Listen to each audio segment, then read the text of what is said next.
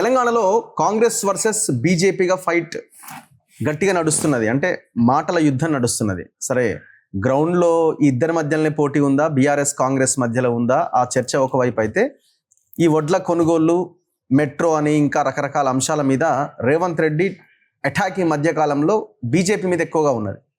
So బీజేపీలో కూడా ఒకరిద్దరు నాయకులు రేవంత్ రెడ్డి మీద అటాక్ చేస్తున్నారు.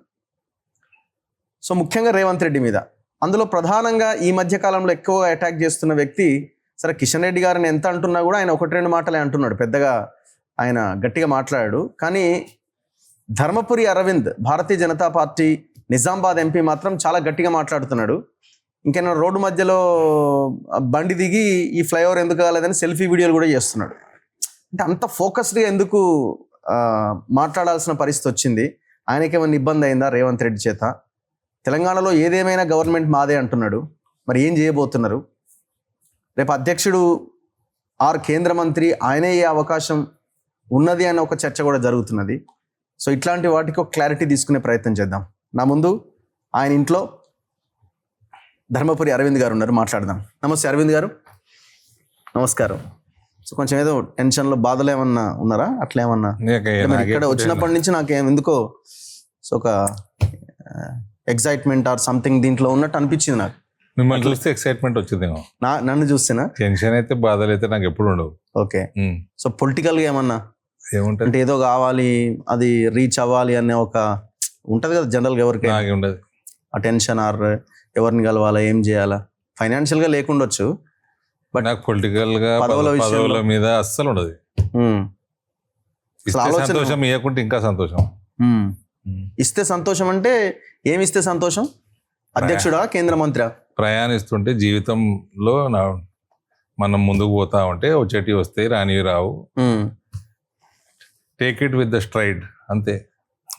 కేంద్ర మంత్రి పదవి ఏమన్నా అవకాశం ఉందా మీకు? ఇప్పుడు షఫ్లింగ్ జరగబోతున్నది అని అంటున్నారు. Narendra Modi can answer that question only.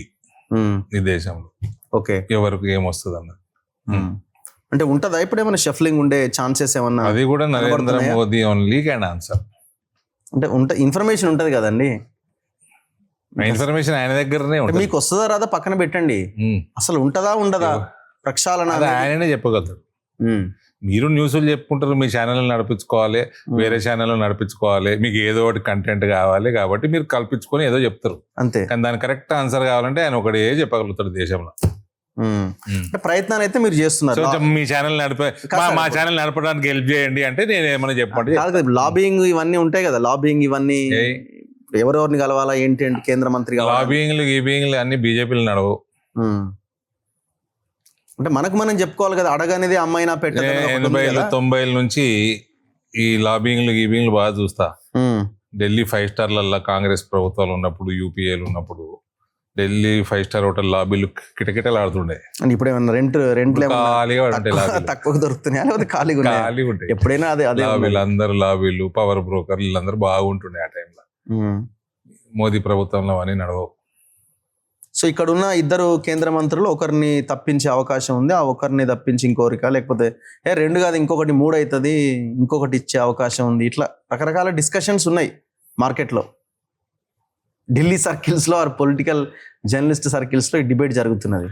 చెప్తుండ్రా నన్ను అడుగుతున్నా క్వశ్చన్, దానికి ఆన్సర్ నరేంద్ర మోడీ ఒకటే చేయగలుగుతాడని చెప్తున్నా కదా, అదే ఆన్సర్. నేను మీరు చెప్తున్నామో అనుకున్నా. నాకు అంటే ఆయనకి రేపు చేయాల్సి ఉంటే ముందు రోజు అనుకుంటాడా? కాదు కదా, దానికి ఒక డిబేట్ ఉంటుంది, పార్టీలో డిస్కషన్ ఉంటుంది. ఆయన ఎట్లా అనుకుంటాడు, ఆయన ఎక్సర్సైజ్ ఎట్లా చేసుకుంటాడు కూడా ఆయనే చెప్పగలుగుతాడు.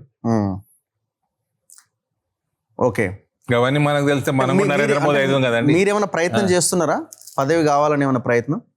నేను ఎప్పుడు ప్రయత్నం చేయ. ఇందాక అన్నారు వస్తే సంతోషం అని, అందుకే నాకు వస్తే సంతోషం, రాకుంటే ఇంకా సంతోషం కూడా అన్నా. మీరు వస్తే సంతోషం కానీ ఎందుకు ఇరిగిండ్రు? అవన్నీ ఏమి ఉండవు నాకు. ఓకే, సో అధ్యక్ష పదవి అంటే అది ఇప్పట్లో చేంజెస్ ఏమి ఉండకపోవచ్చేమో. అది కూడా ఆయననే చెప్పగలుగుతాడు, లేదా నితిన్ నవీన్ గారు చెప్పగలుగుతారు. మీలాంటి వాళ్ళు ఇట్లాంటి ఆన్సర్స్ ఇస్తే ఎట్లా? స్ట్రైట్ ఆన్సర్స్ ఇచ్చేయాలి. రాసి నేను రాసిస్తే ఇస్తా, మీరు ఉన్నది చెప్పాలా? ఉన్నది ఏది మరి? ఉన్నది చెప్పాలా? ఉన్నది చెప్తే మీకు నచ్చంది నచ్చకపోతే మేమేం చేయలేము.